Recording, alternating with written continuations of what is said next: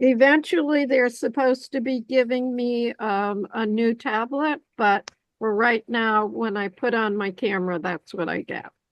Gotcha. Okay. Well, I think this is We are live, everyone. excellent. Thank you. Good morning, and thank you for joining us. My name is Ben Boxer. I'm the Public Information Officer for the Fairfax County Park Authority. This is the first in a series of meetings to review and evaluate the potential resident curatorship at the historic Mount Gilead property. I'm joined this morning by members of the Park Authority's Resident Curator Program Evaluation Team. We have with us Stephanie Langton. Is Stephanie here? Oh, Stephanie dropped off. Don, can we pause the recording for just a moment, make sure we have Stephanie with us? She's coming now. Excellent, thank you. There she is. We have Stephanie Langton, our resident curator program manager. Oh, did we lose her again? Coming back. All right. With Stephanie, we have David Bukta, our Heritage Conservation Branch Manager. We have Elizabeth Crowell, our Archaeology and Collections Branch Manager, and Michelle Meadows, our Real Estate Services Branch Manager. We're also pleased to have with us Joseph Imamura from the Fairfax County History Commission. We'd also like to thank members of our Park Authority team who are working behind the scenes to facilitate our virtual meeting this morning. During this meeting, the evaluation team will be working to provide an overview of the application review process, discuss preliminary review of the proposal under consideration, and will be conducting the administrative business of the team. There will not be an opportunity for public comment or questions in this forum. With that said, we do have an in-person community meeting scheduled for tomorrow evening, Tuesday, January 23rd at 7 p.m. at the Centerville Regional Library. At tomorrow night's meeting, the evaluation team will be joined by the applicant for a presentation of their proposal and an opportunity to take questions from the team and from the community. With that introduction, at this time, I'm pleased to turn the floor over to Stephanie Langton to conduct the meeting. Thank you, Ben. And thank you, Don. Thank you to everyone in the Public Information Office who brought everything together to create the opportunity to have this discussion this morning. I'd also like to thank everyone on the evaluation team for your time and commitment to this kind of critical part in the RCP process.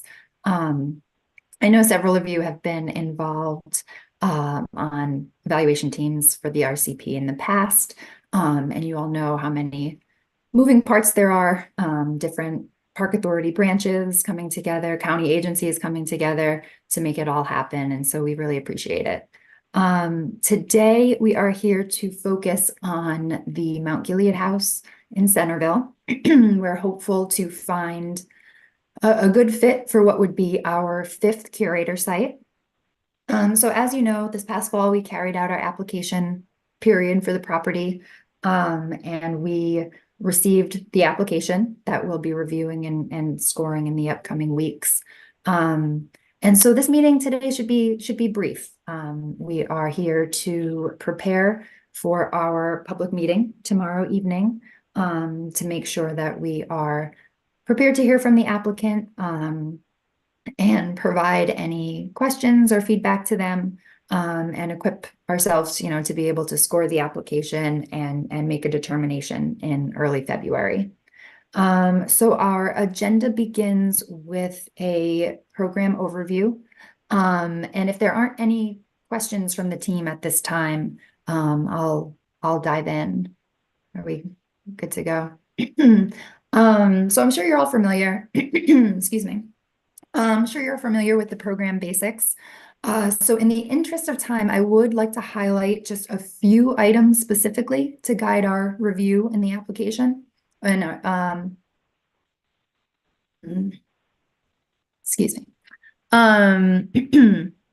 So let me pull up the agenda here. So yeah, so with regards to the applicant's rehabilitation plan, we look for the work to be completed within the first 5 years of the lease. The treatment plan document is very important for each of the curator sites. It provides the curator their scope of work, Though, of course, we are, we review projects that are proposed in addition to the treatment plan. And these would either fall into what the lease considers additional discretionary improvements or additional non-discretionary. The treatment plan is also important because it contributes to the formula that we use to determine the length of the lease, with the overall kind of estimated investment for the curator.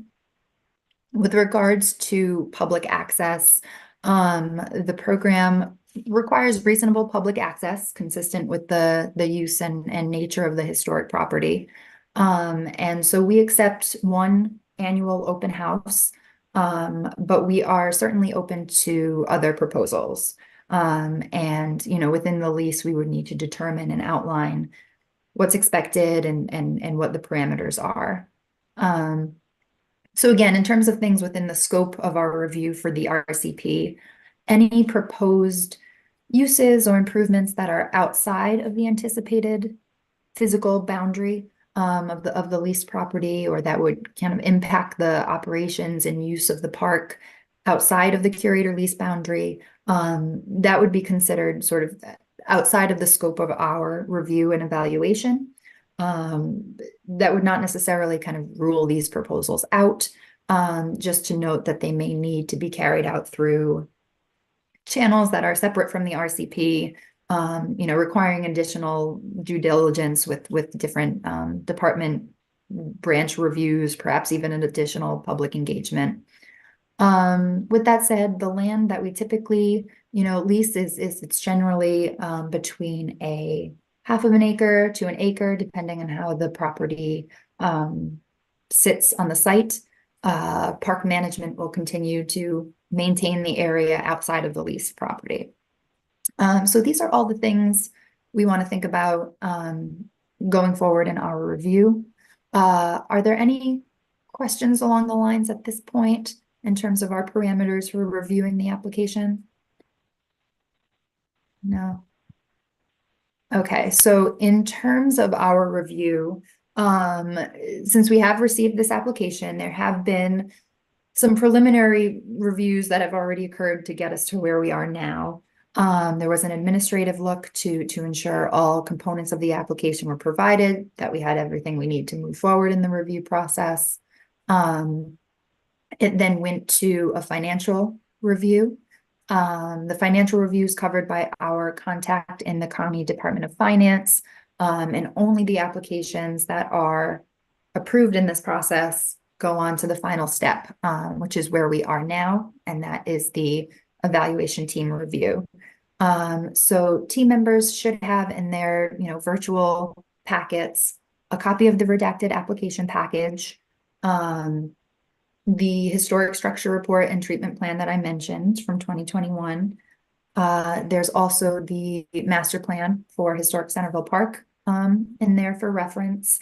And then finally, the program scorecard that we use to evaluate the application. And next on the agenda is sort of going over the criteria here. So the evaluation team uses the established program criteria to score the applications. And this includes the following. So proposed reuse of the building. Given the nature of this site, its location, for Mount Gilead House, we only accepted residential use. And again, the excuse me, the parkland outside of this curator boundary will continue to be maintained by the park authority. We look at the scope and nature of the public benefit, public access. As I had mentioned, we require reasonable public access, consistent with the nature and use of the historic property. Typically, this is an open house, but certainly, we're open to other proposals. This could include a curator blog to showcase progress, curator-led workshops, if they specialize in a specific skill, that sort of thing. Mount Gilead is certainly unique in that public access will need to take into account and work with the annual Centerville Day, celebrations, hosted by Historic Centerville Society and the Friends of Historic Centerville. And so we also look at the proposed rehabilitation plan. Does the applicant, take the tasks outlined in the treatment plan document and provide an anticipated schedule outlining milestones and priorities for each year. Are these reasonable? Yeah, that sort of thing. We look at experience and qualifications. Does the applicant have any experience specifically in historic preservation, any related projects, project management? We look at the overall presentation and organization of the proposal. Does it meet the requirements set forth in our invitation to submit application package? And of course, we look at the public response, which is why, while we're meeting tomorrow evening to hear from the applicant, we are not scoring the application until February 8th, because our public comment period closes on Monday, February 5th.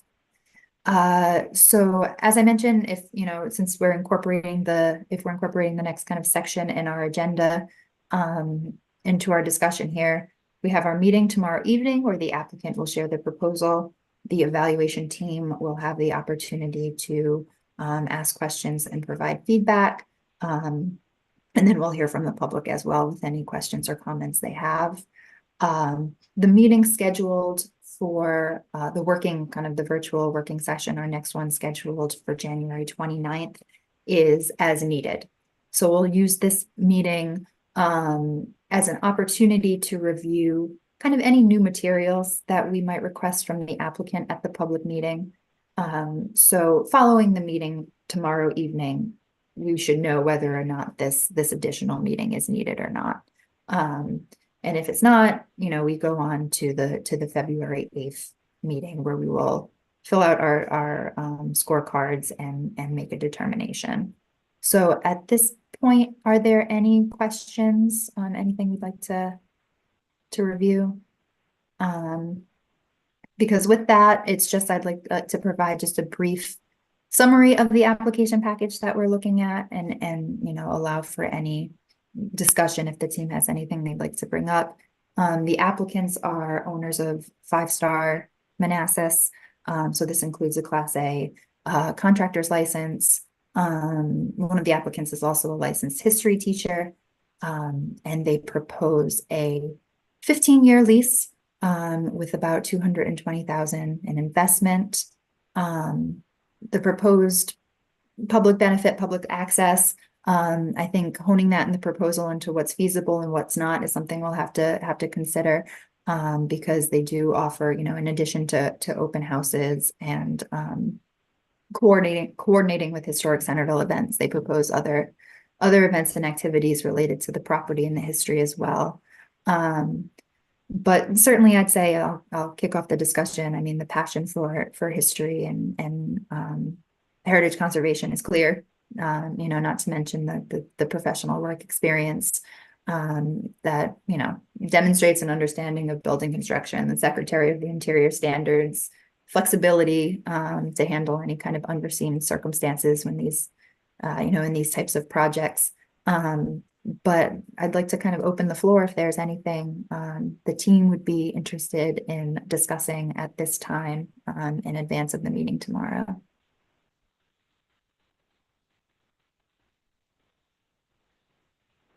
Yeah, Joe? All right. Thank you, Stephanie. And thank you, everybody, this morning for your indulgence. This is my first RCP evaluation. So I do have a few questions in reviewing their application. The number of questions that I have is not a reflection of or an indication of the strength of their application, which I think is really terrific, and I'm delighted to see their high level of interest in taking on this level of work. So from my point of view, I went through the application and I have a couple questions, certainly up for discussion, or I'm certain the applicant may be watching, and hopefully they might bring some responses to tomorrow night's meeting. So in section 1, in the proposed use, I wanted to clarify one of their statements that they made, or asked if they could clarify. So they've acknowledged and certainly done their due diligence in researching the history of the home. where multiple families have left their mark, so to speak. So in the historic structures report, though, leaving their mark has diminished somewhat the historic integrity of the home. And I know that they had, it was well intentioned by their statement that they would like to do the same thing. But I think what I'd like to hear is what kind of legacy do they want to leave behind through their work. I was delighted to hear that or read that they plan to host several seasonal events and that they plan to charge a nominal amount for some of these events, and that money collected would go back into the treatment plan. What I didn't read or see, and I might have missed it, was how much they anticipate collecting or earning from these kinds of events. So I'd like to hear a little more about that. And I didn't find that in their financial plan either. So if they could add a little more detail to that, that would be terrific. Moving on to the public benefit, the fact that they want to hold some of these events, I think is fantastic. Again, certainly they've, as you've explained, Stephanie, they certainly have a passion for history and preservation, which I appreciate. One of the things that's of particular interest to me, because of my background as a landscape architect and architect, are some of the gardening events that they want to hold. And so I'd like to hear a little more about, they've got some ideas about colonial garden design, native flora and fauna, pollinator gardening, kitchen gardening. So I'd like to hear a little more about their experience or expertise in that area and what their plans are regarding that. And I'll just keep going, but anybody please jump in if you've got some additional comments. So on section E in their rehabilitation phase and their breakdown, I was interested to hear more about their approach and their method and how they group these tasks. It's a little different from the HSR and the treatment plan. In year one, I thought what they're proposing certainly seems reasonable and achievable. What I noticed was missing was the ADA ramp on the north porch, which is actually on page 11, I think, of their application that they plan to install that, but I didn't find that in the rehabilitation phase. So I think they probably need to identify that a bit more. And then I saw that they plan to complete all the work in 5 years, as you mentioned, Stephanie, which I think is really ambitious and achievable. And I'd like to hear a little more about how they plan to consult the HSR, the Historic Structures Report, or sort of their thoughts behind that, because especially in the HSR by WJE, one of the things that I thought was really important here for them to address was identifying a building enclosure specialist for the water infiltration issues at the cellar. And then that also means engaging a structural engineer regarding some of the the conditions for the exposed wooden joists in the cellar as well. And so I'd kind of like to hear a little bit more about their plans for that. Those were priority recommendations in the HSR. I noticed the applicant had stressed a lot about replacing windows and that sort of thing, which I think is appropriate for the building enclosure aspect of it. They also talked a little bit about conducting an energy audit. And so I was interested to hear more about what their strategy is for that, if they plan to do a third party for that, or what their, I think it's the right approach. I'd just like to hear more about that, whether, are we talking energy use intensity, heat gain, heat loss? What do they mean by the energy audit? And then the proposed alternatives and amendments that they're discussing, I agree that, you know, this is a functional home. They have a couple children and they want to outfit the home for modern life. And I think that's certainly reasonable. From my point of view, adding central air conditioning and Wi-Fi is certainly reasonable. They plan to engage an architect for adding a laundry facility on the first floor. I think that's reasonable as well, but I'd like to know where, a little more detail behind that. And then the thing that kind of struck me was the installation of ground-mounted photovoltaics or solar panels. And so that gives me a little bit of a pause, some heartburn. We want to obviously maintain the integrity of the home and integrity of the setting and the culture. I'm curious to hear if they've referred to the cultural landscape report as well. I know that they made a comment somewhere that the installation of the ground-mounted solar panels doesn't impact or is permissible by the Secretary of Interior standards, but we're really talking about the cultural landscape here. So I'd like to know a little more about that. That also involves a little more maintenance and upkeep. So that's something for the county to consider as well. You know, once the applicant decides to move on, you know, that's going to be something that the county will inherit. I think there's an interesting juxtaposition with the historic home and bringing in this home into the 21st century and sort of the use of PVs or solar panels. So there might need to be, I'm open to further discussion. There might need to be some interpretive signage about that and what they're trying to do and the intent. That might be kind of interesting. I know they wanted to install a new water heater. That's certainly reasonable. And I think with the solar, let me go back to the solar panels. I guess I wrote another note about how many and where. That just wasn't really identified or specified at all. I know that they mentioned in their application too that they plan to receive donations, or they've reached out to the community for donations. So I would like to compliment them on that. I think it demonstrates the positive relationships that they've built in the community as business owners, certainly.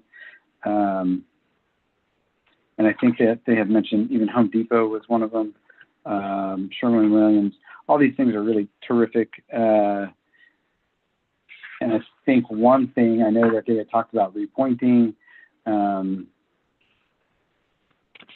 And the reason why I bring that up in Home Depot, and I know this is a rehab project, but I'd like to hear a little bit more about, you know, I think in the historic structures report, they do offer references to the National Park Service treatment preservation briefs, which are really important when you're talking about repointing mortar joints and such for historic masonry buildings. So it's not just a matter of going out to Home Depot and getting your mortar. There's actual, you know, there's some science behind that. So I'd like to hear a little bit more about the experience in that regard. Let's see, what else? I guess I'll pause there. I do have a few more questions, but I don't want to consume all the oxygen in the room. So I'm certainly interested to hear about what my fellow panelists think and what questions they have. I have a few more, Stephanie, but I'll pause now.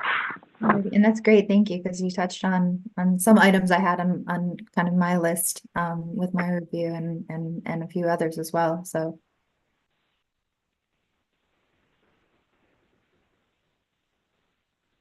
Does anyone else have any? All right, I'll keep going, and it might strike some other ideas that others might have. So in their sustainability part of their application, they talked about cleaning and sealing the chimneys and electric fireplaces and insulating the walls, all through sort of this energy audit that they're planning, and I think that's great. The other thing that they mentioned about the donations, and this kind of goes back to the community outreach, about keeping materials from landfills and overstock and things like that. That's at the bottom, the last sentence in the first paragraph on page 10.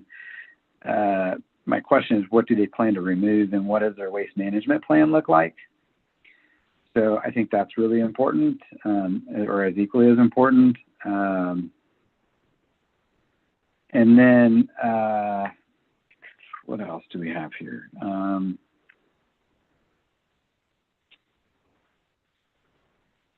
I guess, what I'd like to hear, and that might be beneficial for the public about, because we're on the sustainability section here. And this is where they mentioned that it's permissible to install these solar panels by the Secretary of Interior standards, but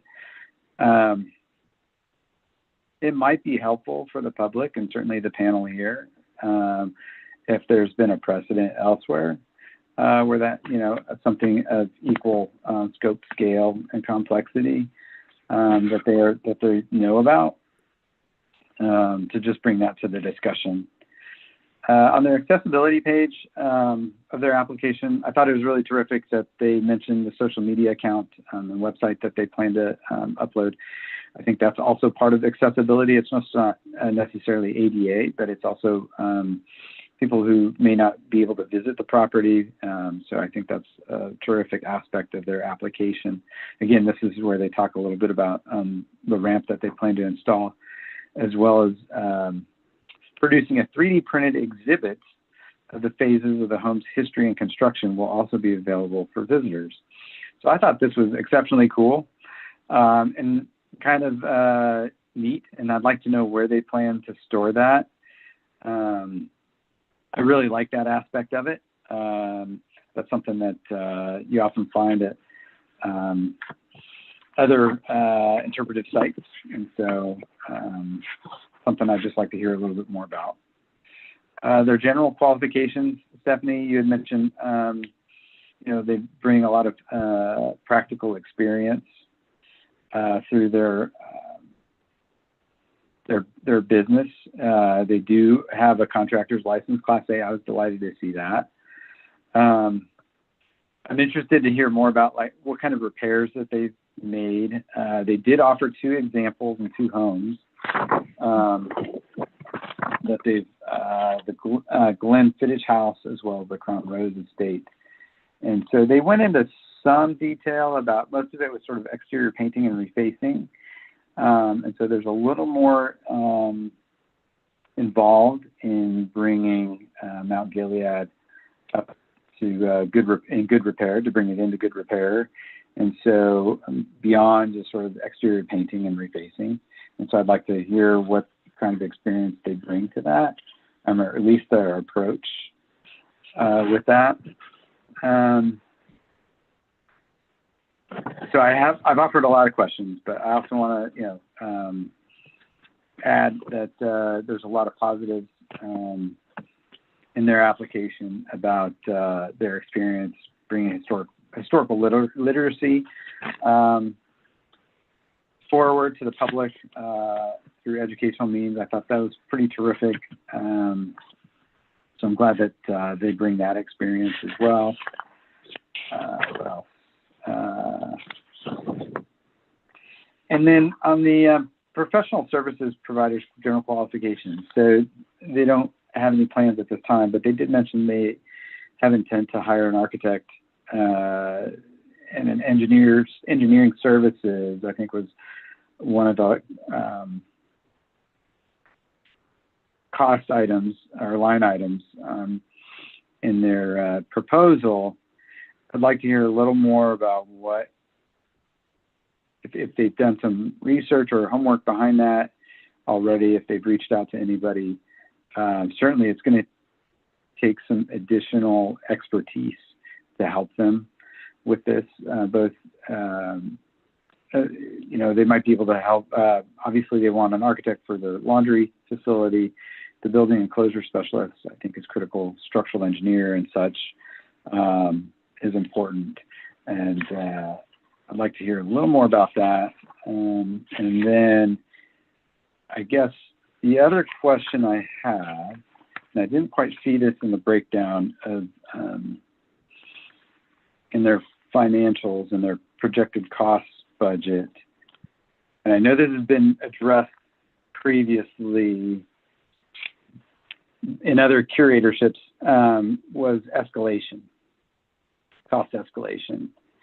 And so we know material costs and supply chains still remain impacted and are still weigh heavily on today's economy, construction economy especially. So I'd like to hear a little bit more about how they plan to address that, or if they've considered that and built that into their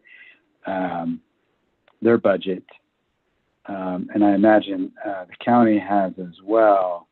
It's just the formula for cost escalation wasn't articulated in any of the documents that I found or in the program. So I don't know, Stephanie, if you might be able to address that, or David. How much per year does the county allow for escalation? Right, we currently don't Yeah, kind of it's, enumerate the process. we really don't. It is included in the treatment plan, escalation costs. Typically, it's running about 20% now. So we would allow for that. But I would say in the speaking of this particular treatment plan, we have not included the roof, which we are currently in the process of replacing. So I think you will see quite an impact on the treatment plan, which will also help the curator. So, Okay. so they may not have to consider that contingency quite as much. All right. I did see the 20% contingency. I just didn't see the escalation. Right. Out of the escalation, which is a little different. Yeah, material. I got it. Yeah. So I'm delighted to hear the county will take on the roof replacement. Is that right? Was it a replacement or repair? No, it's a replacement. Okay. It has some significant structural, not concerns, but issues we have to deal with. So we've been in process of getting a structural evaluation, and the roof will be replaced as well as the trusses will be systemed up, and there is some work being done currently. So I think that's fair and reasonable. That is a significant level of effort beyond often what the sweat equity that a family can put into a home like this. The question I would have, just to provide some objectivity to all of this for the applicant, has that, I guess, is there a project schedule already been established for the roof replacement before the home, before the family occupies the home? It will be finished. It will be finished before they are we do anything with the lease. So we're currently waiting for the proposal to get a schedule on the work. So okay, is that in alignment with when the family, I guess, driving the schedule here? I don't. We would not. The applicant, are they, at what point or at what point in time are they hoping to occupy the home? We'll be done with the roof by late spring. We will not have. We will delay the lease if necessary to get the roof done. Okay. But then if you delay the lease, which is I'm sure okay. I mean, obviously the county's kind of driving that, but how does that impact the applicant? From what I can tell, our timeline will be fine. Okay. And then I guess the last question I have, Stephanie and David, and forgive me for being naive about this. Either insurance, what sort of level of insurance or bonding is required for applicants to take on this kind of level of work, especially if, for any type of preservation intervention or just, construction project of this scale. Most government agencies would require some level of bonding in case, in this case, the applicant or a contractor is unable to complete the work, that another party comes in and is able to fulfill the obligations if, in this case, the applicant is unable to fulfill their contractual obligations. In terms of insurance, I mean, I'm no expert in this area. The lease kind of specifies what's required of the policy, but it's some form of general liability. Generally, I think not less than $1 million. And the lease goes into the specifics. Okay. Yeah. So, historically, you haven't had any issues with this in the past. And this being the fifth, which is really great, that's positive news, but sort of, due diligence of if there is an applicant or a contractor that's not able to complete or fulfill the contractual work, how does that work get completed so that way the home doesn't fall into further disrepair? Certainly, I think the applicant's well-intentioned, and I don't foresee that happening here, but certainly something I just wanted to raise and ask more clarity about. So, again, thank you, my fellow evaluation panelists, for your indulgence and forbearance. Stephanie, thank you. Those are all the questions that I have going through their application, and hope that they bring, or shed a little more light on that tomorrow night. Yeah, this is excellent. That was an excellent run through. Are there any other questions? Stephanie, you might want to provide Joe with a copy of one of our previous leases so that he could review some of the specifics of it. It might be helpful. I will do that. Yeah. That'd be great. Thank you, David. Thank you, Stephanie.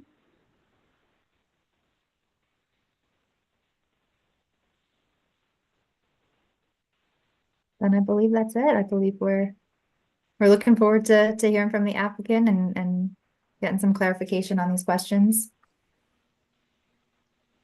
Well, thank you all. Excellent. Excellent. Thank you so much, Stephanie and members of the team for that discussion. Before we close the work session, I did want to provide a few reminders. First of all, of course, that the recording, these proceedings that you have seen have been recorded, and they will be posted up on our project website. And that website, I hope everyone can see the screen now. The website is engage.fairfaxcounty.gov/RCP-Mount-Gilead. There is a QR code on the screen you could take a picture of as well. This website will include a copy of the proposed application for the curatorship, the established treatment plan, as well as a virtual tour of the house. And we also welcome your comments and feedback on the application. Instructions for sending us comments are listed at the bottom of this webpage, and you can submit them online, or you could submit them via mail.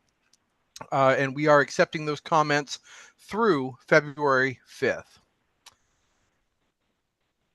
Finally, just one last reminder as well of our upcoming community meeting scheduled for tomorrow evening, Tuesday, January 23rd at 7 p.m. at the Centerville Regional Library. This will be another opportunity for you to share your thoughts, ask questions, and learn more about this process. We really look forward to seeing you there. Thank you again for joining us this morning, and have a pleasant day. Thank you.